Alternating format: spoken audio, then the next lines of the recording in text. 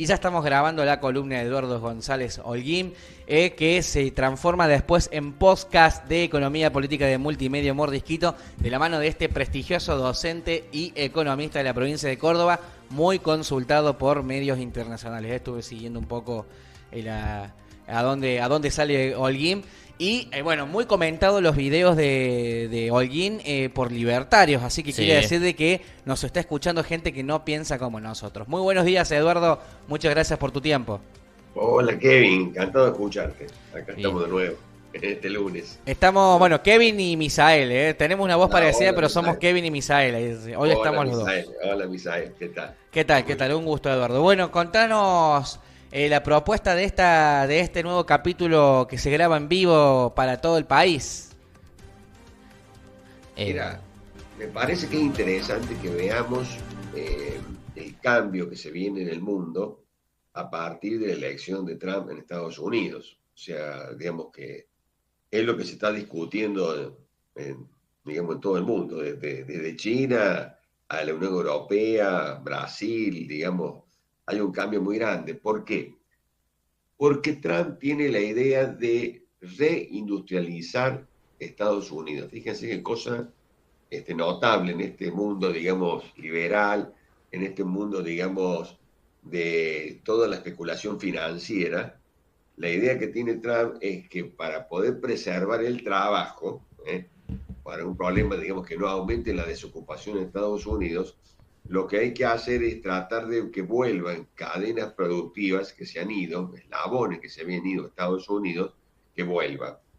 Es decir, buena parte, digamos, o una parte importante de la producción de Estados Unidos se ha ido, por ejemplo, a China, Taiwán, Singapur, Corea del Sur, digamos. Y bueno, lo que está intentando Trump, que lo hizo, y ojo, que ya lo hizo en la primera presidencia, lo continuó haciendo Biden, digamos que podemos considerar que es una política de Estado, lo que varía fundamentalmente es la intensidad. Digamos, los demócratas que son más, digamos, proclives a la especulación financiera y a la globalización financiera, si bien continuaron con estas políticas de repatriación de eslabones de Estados Unidos, no lo han hecho con la intensidad de Trump. Entonces Trump plantea esto. ¿Qué quiere decir? Que es una cosa importante que está haciendo, porque fíjense ustedes qué pasa si de eslabones que están trabajando en este momento en el sudeste asiático comienzan a volver a Estados Unidos, esas regiones se van a ver afectadas. Lo mismo va a pasar con muchas de las empresas norteamericanas que tienen, digamos, inversiones en China, que bueno, que si comienzan a levantar esas inversiones y se van a Estados Unidos, también China va a sentir ese cimbronazo. Y por lo tanto, digamos, ahí aparece un problema serio. La política de Trump, que es lo que se está comentando en este momento, es una política fiscal. Es decir, atrae, digamos, las inversiones de Estados Unidos por medio de reducción de impuestos, por medio de subsidios, por medio de créditos blandos. Es decir, todo lo que acá, digamos, Milei desprecia, pues lo va a hacer Trump. O sea, Trump es una política, digamos, económica activa, donde el Estado va a lanzarse eso. Y después otra cosa que también hace, una muy fuerte política proteccionista. Es decir, va a poner aranceles generales que van, hay dos versiones. Una que dice que va a poner una arancel general del 20%, y es decir, todo el que quiera vender en Estados Unidos va a tener un sobrecosto del 20%. Con esto, digamos, protege la industria norteamericana, con lo cual también, ¿qué quiere decir? Que en estos últimos años está reconociendo que la productividad de Estados Unidos se está quedando atrás y necesita entonces de una barrera proteccionista, sobre todo para lo que son, digamos, otras iniciativas que están logrando producir bienes y servicios a menor costo. Y después lo más notable y peligroso, a mi entender, es que va a poner un arancel del 60%, es decir, va a encarecer las importaciones que vengan de China. Esto, lisa y llanamente, es declarar la guerra comercial a China. Entonces, ¿qué pasa acá? China, ¿no es cierto? Que para algunos cálculos es la segunda economía del mundo, para algunos ya está casi a la par a la economía de Estados Unidos. Le inicia una guerra comercial y todo el mundo se va a ver afectado y sin lugar a dudas vamos a tener un problema de una recesión mundial, porque entonces va a caer el nivel de comercio. Al caer el nivel de comercio va a disminuir la actividad económica, y esa disminución de la actividad económica va a afectar mundialmente a todos. A la Argentina eso le afecta, y sin lugar a dudas, nosotros, digamos, el tercer destino de las exportaciones argentinas es Estados Unidos. O sea, primero está Brasil, segundo está China y tercero Estados Unidos. Es decir, que si a nosotros se nos encarecen los productos que le estamos vendiendo, entre ellos yo me reía, estaba mirando el viernes pasado qué es lo que exportamos. Bueno, son los famosos limones de Macri.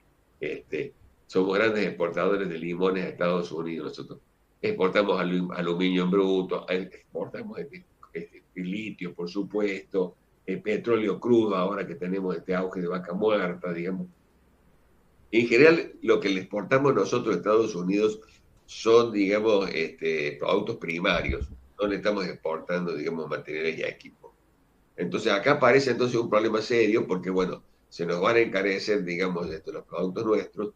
Es muy probable que aparezcan otros competidores y nos desplacen a nosotros en el mercado norteamericano, o terminemos vendiendo menos, en un momento que para nosotros, por la tremenda deuda externa que tenemos nosotros, es central tener una balanza comercial positiva, porque ¿cómo conseguimos nosotros dólares genuinos? Los dólares genuinos se consiguen a partir de balanzas comerciales positivas, donde las exportaciones son superiores a las importaciones. Entonces, si el tercer destino nuestro de nuestras exportaciones se ve afectado, bueno, eso para nosotros es una mala noticia. Yo he notado, digamos, por algunos, digamos, sectores muy ligados al gobierno, una especie de euforia, pensando que Trump va a hacer algo parecido a lo que hizo en su momento con el Fondo Monetario Internacional cuando estaba Macri. Todos sabemos, ¿no es cierto?, que Macri recibió, digamos, un crédito 16 veces superior a lo que era el crédito máximo que se le podía dar a Argentina. En total eran 57.000 millones de dólares, alcanzaron a darle 45.000 millones, y bueno, quedó ese remanente. Entonces hay una discusión ahí. Si ese remanente todavía es válido, como para que lo pidan, o hay que iniciar una nueva negociación. En general, lo que los veo muy optimistas es como que no consideran cuál era la situación que había de Argentina en ese momento. No nos olvidemos que Duhovne, de un ministro, ¿no es cierto?, de Macri, una de las cosas que había ponderado de Argentina cuando asume el gobierno es que estábamos desendeudados. Es una cosa, digamos, darle un crédito a un país desendeudado, y otra cosa es darle, digamos, un crédito a Argentina, que en este momento tiene una deuda equivalente al 90% del PBI. No nos olvidemos que Macri aumentó la deuda en 100.000 millones de dólares, y en estos 10 meses, podemos decir, un poco más, de gobierno de Milei, la deuda también pública se aumentó más o menos en 100.000 millones. Es decir, estamos muy endeudados. Entonces es difícil que el Fondo Monetario tenga, digamos, por más presión que haga, digamos, Trump, es difícil que el Fondo Monetario tenga la generosidad que tuvo, ¿no es cierto?, con Macri. Y después la otra cosa importante es aquello de que el hilo se corta por lo más fino. Como ese crédito fue dado contra los estatutos, violando los estatutos del Banco, del Fondo Monetario, los técnicos que intervinieron en eso, a pesar que habían advertido, digamos, que se estaba sobreendeudando la Argentina, esos técnicos fueron desplazados. Es decir, entonces, que los técnicos que tengan que evaluar ahora de nuevo un crédito para Argentina, seguramente va a ser muy cauto con este antecedente. Entonces, yo, digamos, no descarto que pueda haber, digamos, un crédito Fondo Monetario, pero me parece que no va a ser tan generoso como lo que necesita el gobierno. El gobierno, para poder, digamos, zafar dentro de esta ingeniería financiera, digamos, que es una especie de fuga eterna hacia adelante, necesita unos 15.000 millones de dólares. Bueno, es muy difícil que consiga esa cifra, digamos. Yo me inclino más en estar pensando en 7, 6 mil millones de dólares, pero no una cifra de 15.000 millones de dólares. Y hay que ver también las condicionalidades que ponen, porque en todas las discusiones anteriores y amagues que ha tenido, digamos, que a punto con el Fondo Monetario, sistemáticamente el Fondo Monetario le ha pedido una devaluación. Si devalúa, ¿no es cierto?, evidentemente significa, digamos, un aumento en los costos de nuestras importaciones, es una economía dependiente como que la nuestra, que tiene necesariamente que importar para poder continuar con el proceso productivo, y va a provocar un impacto tan luego en la inflación, que es uno de los indicadores que ha elegido, digamos, el gobierno para mostrar, digamos, el éxito de sus acciones de gobierno. Entonces, me parece también que hay un problema serio porque, bueno, la insistencia, estos son los técnicos los que están diciendo esto, los técnicos del Fondo Monetario están pidiendo una devaluación debido a que esa tremenda devaluación que tuvo, digamos, Milei cuando subió del 125%, me parece que, bueno, ya ha mostrado que la inflación que ha habido después, provocada justamente por esta devaluación, se ha comido ese colchón que podía haber tenido, y ahora ya, digamos, prácticamente es unánime la idea de que hay un atraso cambiario que habría que devaluar. Y es lo que piensa justamente el Fondo Monetario para poder empezar a hablar con Argentina.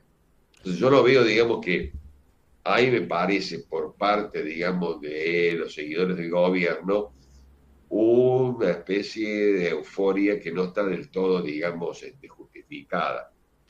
Una Eduardo, cosa importante, quería terminar con esto, una cosa sí. importante, me parece, es que Trump lo habló dos veces a Lula, lo llamó dos veces a Lula, el presidente de Brasil, y no lo llamó nunca a Milei. Milei ha hecho esfuerzos para comunicarse con Trump, y Trump, digamos, no ha dado muestra de tener interés de comunicarse con Argentina, o con el presidente argentino.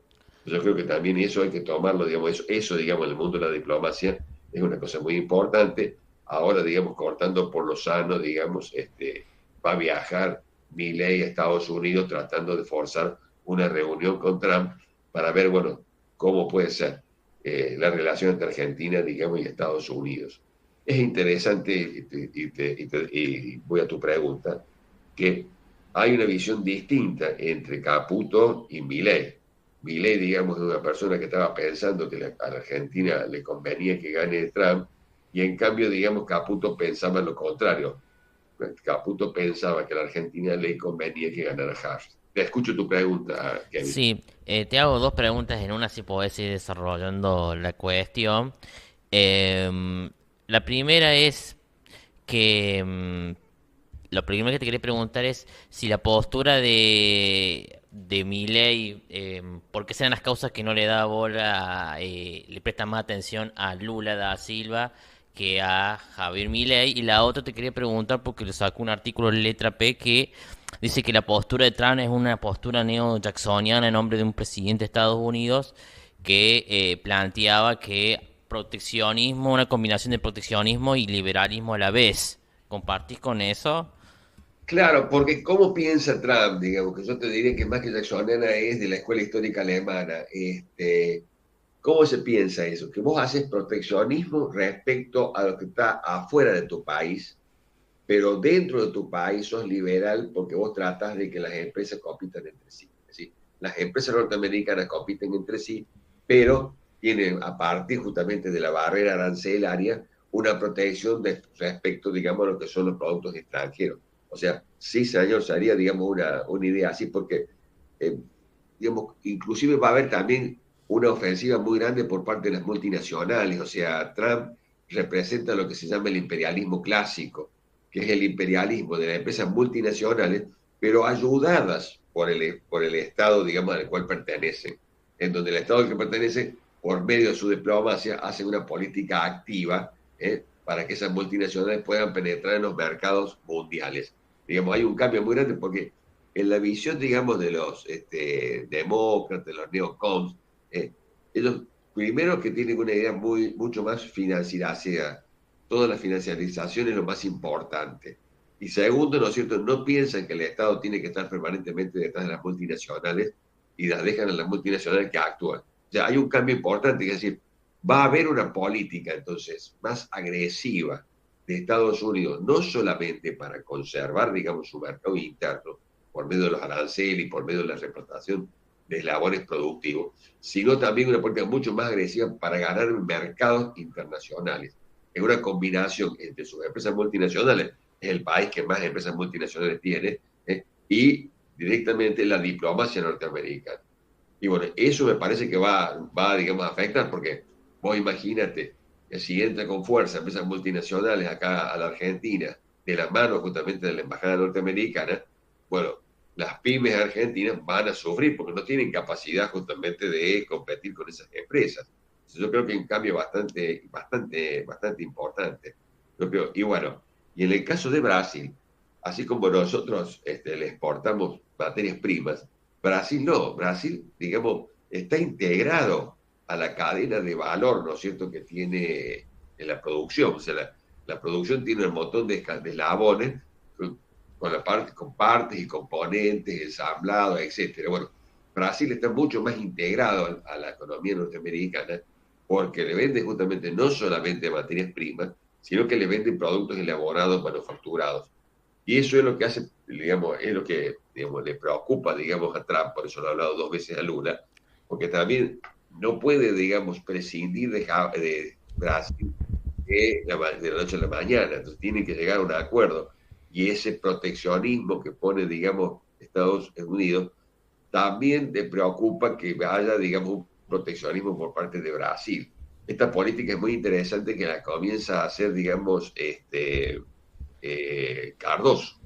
Cardoso justamente tiene una idea, ¿no es cierto?, el padre de la economía de la economía de la dependencia, se hace una autocrítica, él, ¿no es cierto?, cuando ya es presidente, y pasa a pensar, digamos, en una asociación con Estados Unidos en donde las economías se complementen.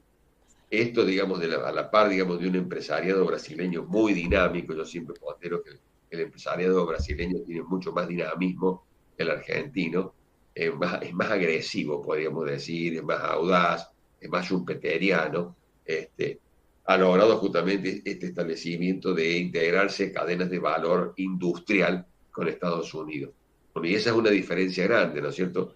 Y a su vez, ¿no es cierto?, nosotros sufrimos la idea, los autores llaman, que Brasil a su vez está tratando de articular acá en América Latina lo que se llama un subimperialismo, donde Brasil se transforma en un eje central, se transforma, digamos, en el motor de América Latina y nosotros pasamos a ser la periferia de Brasil, lo cual, digamos, nosotros, digamos que nos, digamos, hay un costo muy grande porque es una cosa es ser periferia de Estados Unidos, como el caso de Brasil, y otra cosa es ser periferia de Brasil y quedas mediado con respecto a lo que vendría a ser la economía norteamericana.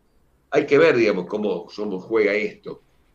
Yo creo que es importante ver, digamos, yo creo que un actor importante y que hay una especie como de revalorización por parte del gobierno argentino es el papel de China, ¿no es cierto? China está jugando muy fuerte, China viene tratando de construir lo que se llama una punta de contrahegemonía, está tratando de lograr instituciones internacionales que respondan a los intereses de China y sus aliados.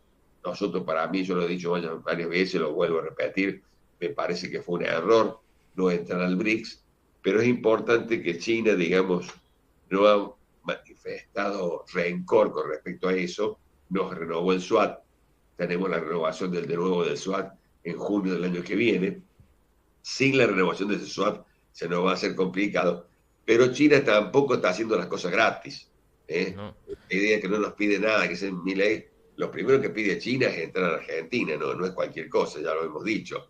Argentina es la tercera economía de América Latina y China lo que quiere es poner el pie. Ya tiene el pie, digamos, en la parte importantísima que son las exportaciones nuestras de cereales.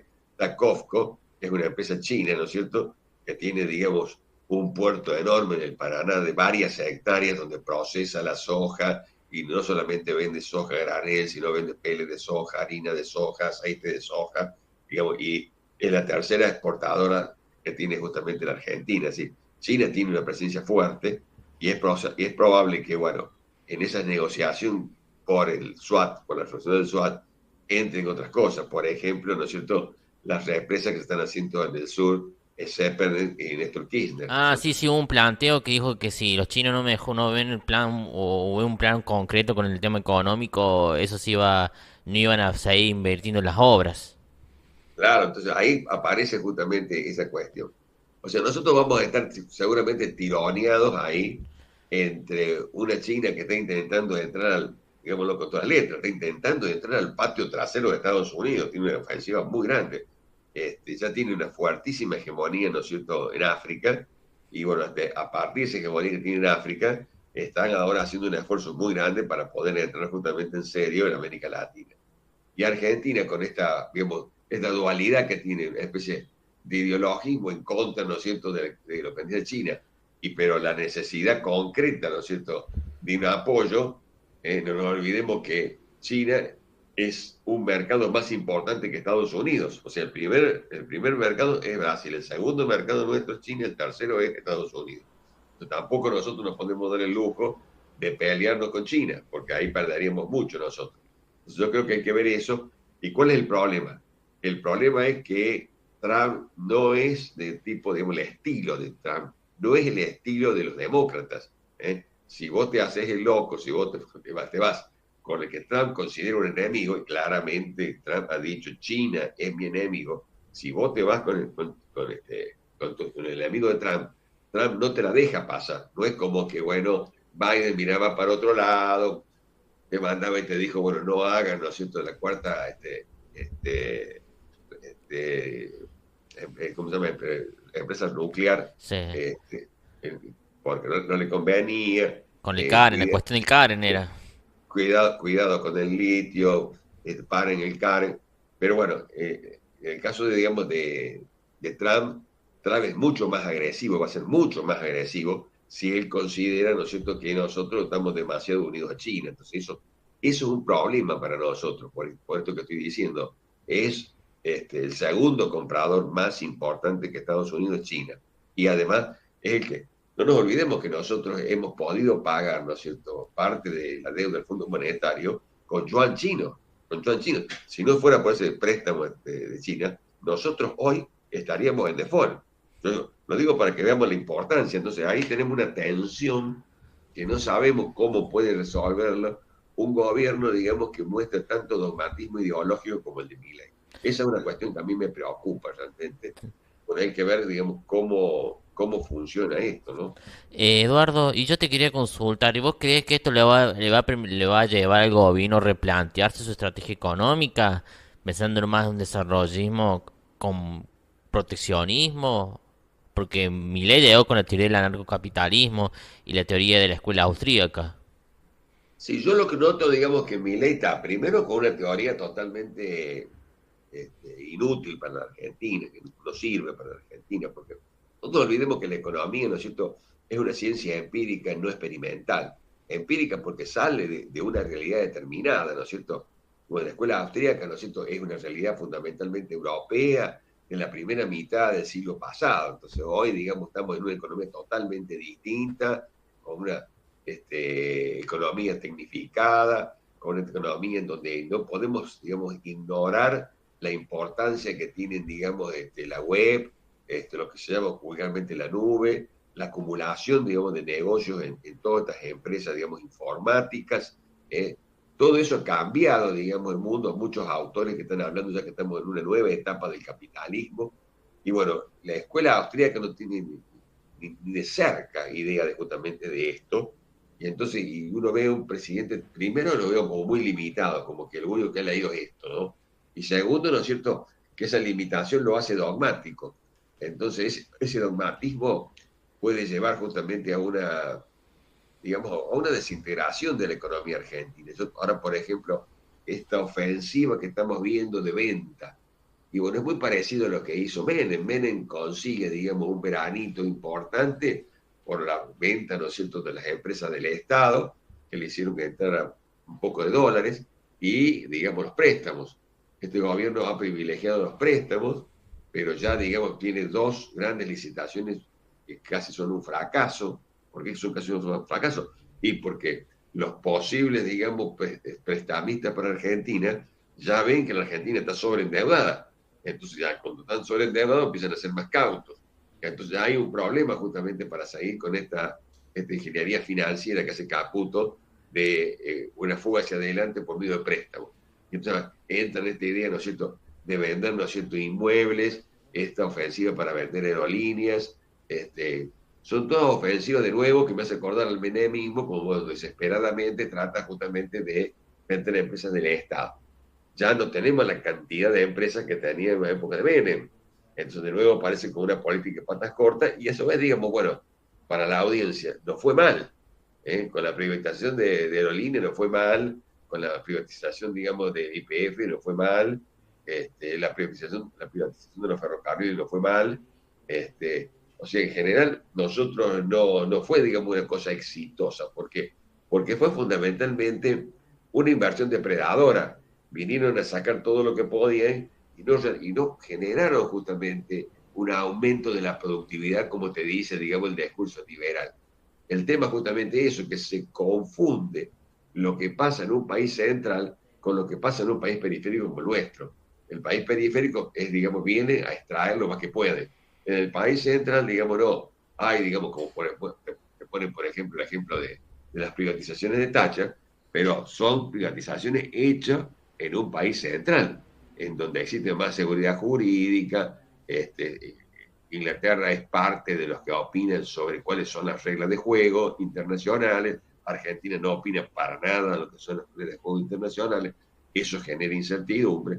Entonces, hay un comportamiento distinto. Cuando se hacen comparaciones que no son adecuadas, te lleva justamente a políticas que no son adecuadas. O sea, yendo a tu pregunta, no creo, por el dogmatismo y las limitaciones en conocimiento que demuestra diariamente Milei, no creo que haya desgraciadamente un cambio en la política argentina. O sea, si no, si fuera, digamos, un poco más pícaro, me imagino que mira lo que está haciendo Trump. Y bueno, tratemos nosotros de mejorar los eslabones de las cadenas productivas de la Argentina en la industria. Y no nos dediquemos simplemente a una economía extractivista como está ahora, digamos, enfocado en el litio y en vaca muerta, ¿no es cierto? Hay que cambiar esto, digamos, yo le digo, eso ya está estudiado, ya lo mostró la CEPAL. Si nosotros no ampliamos y vamos más allá del extractivismo, y no vamos nunca a lograr, sobre todo, ¿cuál es la idea que yo tengo? La idea de lograr una economía que permita que el conjunto de la población, estoy hablando del 95% de la población, pueda vivir adecuadamente, digamos, pueda tener una vida digna, ¿no? Esas son también apreciaciones que son sociológicas que impregnan justamente el modelo económico. Cuando vos vas a un modelo extractivista y te vas a un modelo que queda buena parte de la sociedad queda afuera.